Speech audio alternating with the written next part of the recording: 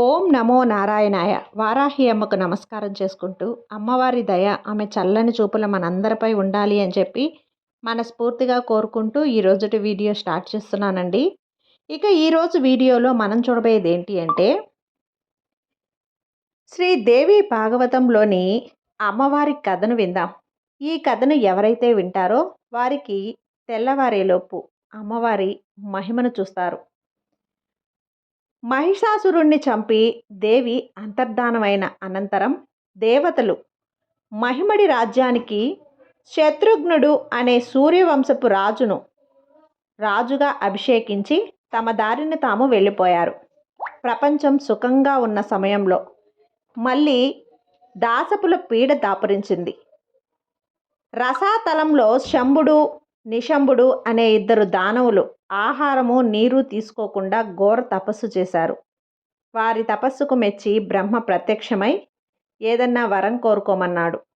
నీ చేత గాని ఇతరుల చేత గాని ఎవరి చేత గాని మాకు చావు లేకుండా వరం ఇయ్యి అన్నారు వాళ్ళు. లాభం లేదు, ఇంకేదైనా వరం కోరుకోండి అన్నాడు బ్రహ్మ. ఆడదాని చేత తప్ప మరెవరి చేత మాకు చావు లేకుండా అనుగ్రహించు, ఆడది మమ్మల్ని చంపినప్పటి మాట చూసుకుందాం అంటారు శంభు నిశంభులు. బ్రహ్మదేవుడు వరమిచ్చాడు. ఆ అన్నదమ్ములు బ్రహ్మ వల్ల ఇలా వరం పొంది భృగు మహాముని తనకు పురోహితుడిగా పెట్టుకున్నారు. మంచి ముహూర్తం చూసి శంభుడు రాజ్యాభిషేకం చేసుకొని తన తమ్ముడైన నిశంభుడు మంత్రిగా రాజ్యపాలన సాగించాడు. చండా ముండులనే మహావీరులు సేనాధిపతులుగా ఉన్నారు. పాతాళం నుంచి ధ్రుమలోచనుడు రక్తబీజుడు అనేవాళ్ళు 2 అక్షౌహిణులుగా సేనతో వచ్చి శంభు నిశంభుల కొలువులో చేరారు. రక్తబీజుడనేవాడు యుద్ధరంగంలో ఉద్దండు. యుద్ధంలో వాడికి గాయం తగిలి వాడి రక్తం భూమి మీద పడితే వాడిలాంటి మహావీరులు వేలకు వేలు పుట్టుకు వస్తారు. అందుకే వాడికి రక్తబీజుడు అనే పేరు వచ్చింది.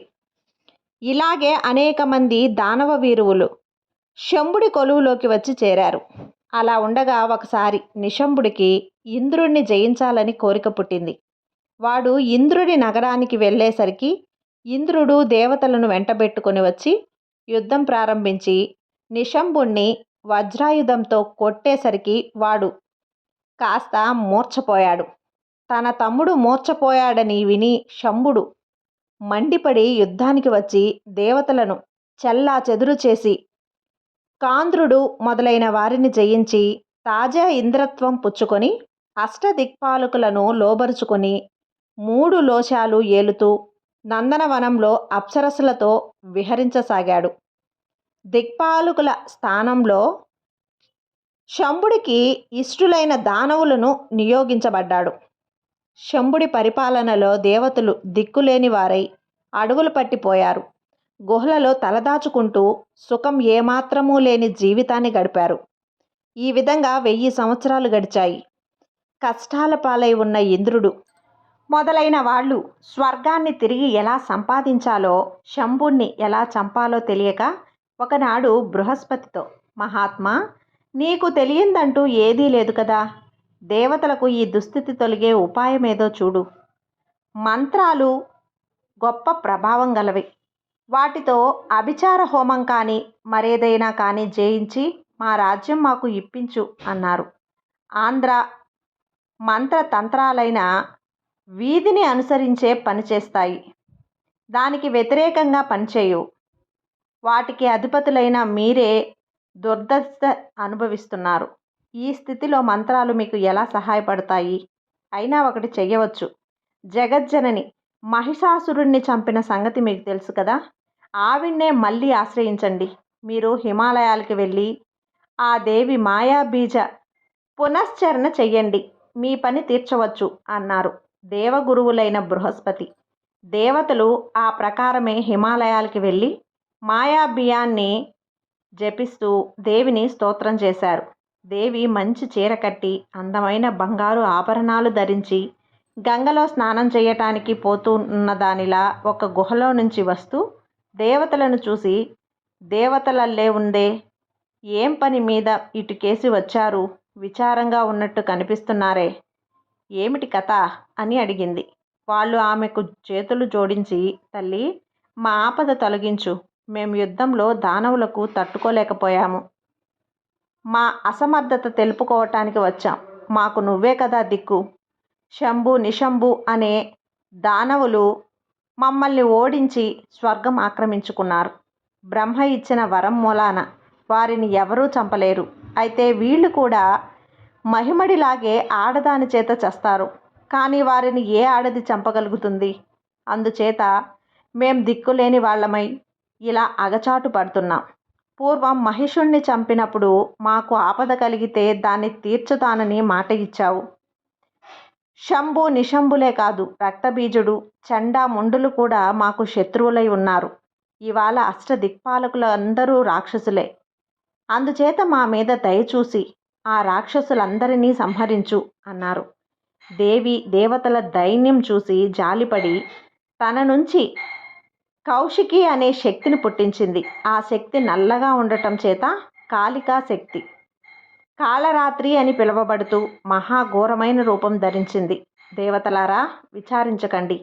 శంభు నిశంభులను ఇతర రాక్షసులను చంపి మీకు మేలు చేకూర్చుతాను అని దేవి దేవతలకు అభయమిచ్చి తన నుంచి పుట్టిన కౌశికిని అనే తన పార్శ్వంలో ఉంచుకొని సింహం మీద శత్రువుల నగరానికి వెళ్ళి నగరం వెలుపల ఉన్న వనంలో విడిసి అక్కడ అతి మనోహరంగా గానం చేసింది. ఆ గానానికి దేవతలు పరమానందం చెందారు. మృగాలు తమను తాము మరిచాయి. పప్రిలు చెప్పులు రెక్కించి ఉన్నాయి. ఆ సమయంలో చండాముండులు విలాసంగా ఉపవనాలలో విహరిస్తూ మనోహరమైన ఆ గానాన్ని కొంతసేపు విని దగ్గరికి వచ్చి జగన్మోహిని అయిన అంబ అవతారాన్ని, ఆమె వెంట ఉన్న కౌశికిని చూసి అమితమైన ఆశ్చర్యంతో నగరానికి తిరిగి వెళ్ళిపోయి శంభునికి నమస్కారం చేసి ఇలా అన్నారు. ఎక్కడి నుంచో ఒక స్త్రీ సింహం మీద ఎక్కి వచ్చింది. ఆమె అందాన్ని వర్ణించడం అసాధ్యం. 3 లోకాలలోనూ అంతటి సౌందర్యవతి లేదు. ఇక ఆమె గానాన్ని గురించి చెప్పడే లేదు. మన ఉద్యానవనంలో ఆమె పాడుతుంటే పశు పక్షాదులు ఆలకిస్తున్నాయి. ఆమె వెంట ఇంకొకతే కూడా ఉన్నది. ఇన్ని మాటలు దేనికి? నువ్వు వెళ్ళి ఆమె సంగతి ఏమిటో తెలుసుకొని తీసుకువచ్చి భారీగా చేసుకుంటావంటే అంతకు మించిన సుఖం ఉండదు. ఐరావతాన్ని, పారిజాతాన్ని, ఉశ్చైశ్రవాన్ని, గుర్రాన్ని అంటే విమానాన్ని గెలుచుకున్న నీకు ఈమె భార్య కాగలదని ఉన్నది. ఈ మాటలతో బాగా పైకెక్కిపోయి శంభుడు తన సమీపంలో ఉన్న సుగ్రీవు తనే వాణ్ణి పిలిచి, నువ్వు వెంటనే నా తరపున వెళ్ళి ఆ స్త్రీని తీసుకునిరా. శృంగారానికి బంధించిన చోట భేదోపాయము, దండోపాయము ఎంత మాత్రమూ పనికిరావు. అందుచేత నువ్వు సామధానోపాయాలు మాత్రమే ఉపయోగించు అన్నాడు. సుగ్రీవుడు వెళ్ళి సింహం మీద ఎక్కి తిరుగుతున్నటువంటి జగదంబను చూసి నమస్కరించి, అమ్మా, శంభుడు దేవతలందరినీ జయించాడు. మన్మథాకారుడు, నీకు తెలుసునా? నేను అతని దూతను. నిన్ను గురించి విని నీ మీద మోహం పుట్టి నన్ను ఇక్కడికి పంపాడు. నిన్ను తన పెద్ద భార్యగా చేసుకొని నీకు విధేయులు తనుగా ఉంటానని చెప్పమన్నాడు అని చెప్పాడు.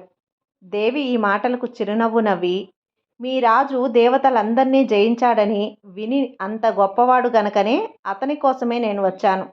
ఈ మాట అతనితో చెప్పి ఇంకొక సంగతి కూడా అతనికి తెలియజెయ్యి. అదేంటంటే, నన్ను యుద్ధంలో ఓడించే వీరుణ్ణి తప్ప పెళ్ళాడనని నాకొక వ్రతం ఉంది. ఈ వ్రతం పట్టిన వాటి నుంచి నేటిదాకా నా గర్వం అణిచిన వీరుడు కానరాలేదు. మీ యజమానిని ఆ పని చేసి నన్ను చేపట్టమని చెప్పు అన్నది. ఈ మాటకు సుగ్రీవుడు నిర్ఘాంతపోయి, అమ్మా, స్త్రీ సహజమైన దుస్సాహసంతో ఇలా అన్నావు, కానీ శంభుడి పేరు చెబితేనే ఎంతటి వాళ్ళు ఆక్రందనం చేస్తారు కదా. అతన్ని ఎలా జయించగలవు అనుకుంటున్నావు? అటువంటి ఆలోచన మాని కుంబుట్టో అతని తమ్ముడు శింబుట్టో భర్తగా చేసుకొని సుఖంగా ఉండు అన్నాడు. దానికి అంబ, నా వ్రతం మానను. నా శూలానికి మించిన వాణ్ణి నేను ఎలా పెళ్లాడతాను? నాతో యుద్ధానికి సిద్ధపడకపోతే మీ యజమానిని స్వర్గమార్ధ్య లోకాలు విడిచి బంధుమిత్ర సహితంగా రసాతలానికి వెళ్ళిపోమ్మను. నా మాటలు ఉన్నవి ఉన్నట్టు చెప్పు అన్నది. సుగ్రీవుడు మతి చెడిన వాడిలా శంభుడి వద్దకు తిరిగి వెళ్ళి ముందుగానే క్షమాపణ చెప్పుకొని దేవి అన్న మాటలు అన్నట్టుగా తెలిపాడు. శంభుడు నిశంభుడికేని తిరిగి తన ఒక ఆడది ఇంకో ఆడదాన్ని తోడు తెచ్చుకొని యుద్ధం చేస్తానని వచ్చిందట. నువ్వు పోతావా, నన్ను పొమ్మంటావా అని అడిగాడు. నువ్వు వద్దు, నేను వద్దు.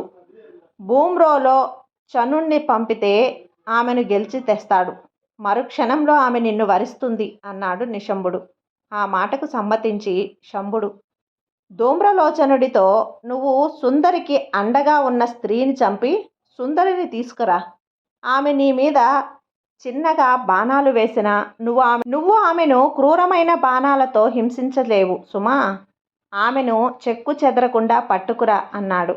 ధూమ్రలోచనులు సేనా సహితంగా దేవి వద్దకు వెళ్ళి తన యజమాని ప్రేమ సందేశాన్ని ఆమెకు చెప్పాడు. వాడి మాటలకు కాళిక జవాబు చెబుతూ, సిగ్గు లేకుండా వీటకాడిలాగా మాట్లాడతావే, యుద్ధం చెయ్యి. మా దేవి దేనికి వచ్చిందనుకుంటున్నావు? మీ శంభు నిశంభులను యముడి వద్దకు పంపటానికి అన్నది. ధూమ్రలోచనుడు మండిపడి, కయ్యానికి కాలు దువ్వుతావా? నీ గర్వం మనసలేక అంతసేపు మాట్లాడుననుకున్నావా అంటూ యుద్ధానికి తలపడి కాళిక చేతిలో తాను చావటమే కాక తన సైన్యాన్ని కూడా పోగొట్టుకున్నాడు. దేవి దిశలు పిక్కటిల్లేలా శంఖం పూరించింది. అది విని శంభుడు ఏదో మూడిందనుకుని బయలుదేరి వచ్చి చూస్తే ధూమ్రలోచనుడి జాడలేదు, సైన్యం జాడలేదు. చచ్చిన మనుషుల శవాలు, గుర్రాల శవాలు కనిపించాయి. హతశేషులు వచ్చి జరిగింది చెప్పారు. శంభుడి ప్రణయగాథ తలకిందులయ్యింది. చేస్తే దేవితో యుద్ధం చేయాలి, లేదా సంధి చేసుకోవాలి. ఆమెతో యుద్ధం చేయగల శూరులు శంభుడి వెంట చాలామంది ఉన్నారు. ముండచండ ముండులు దేవి మీదికి యుద్ధానికి వెళ్ళారు. వాళ్ళు చచ్చినాక రక్తబీజుడు వెళ్ళి మరొకసారి దేవికి శంభుణ్ణి గాని నిశంభుణ్ణి గాని పెళ్ళాడమని సలహా ఇచ్చాడు. నాతో యుద్ధం చేయగల వాళ్ళయి తప్ప పెళ్ళాడనని నీకు ముందే చెప్పాను కదా. ఎందుకు మళ్ళీ మళ్ళీ అర్థం లేని మాట్లాడతావు?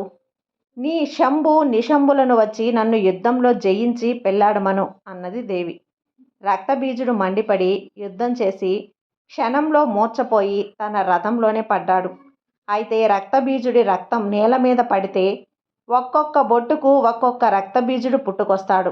అలా చాలామంది పుట్టుకురావటం చూసి దేవి వాడి రక్తం నేల మీద పడకముందే తాగేయమని కాళికకు చెప్పి లోగడ పుట్టుకొచ్చిన వాళ్లను రక్తబీజుణ్ణి కూడా చంపేసింది. చిట్ట చివరకు దేవితో యుద్ధం చేసి చచ్చిపోయిన వాళ్ళు శంభు నిశంభులు. చావగా మిగిలిన వారికి దేవి అభయమిచ్చింది. వాళ్ళు పాతాళానికి వెళ్ళిపోయారు. ఈ విధంగా దేవి యొక్క అనుగ్రహం పరిపూర్ణంగా ఉంటుంది. ఈ కథ మీకు నచ్చినట్లయితే లైక్ చేసి సబ్స్క్రైబ్ చేయండి. మరొక మంది భక్తులకు షేర్ చేయండి. సర్వేజన సుఖినో భవంతు. జై వారాహి మాత.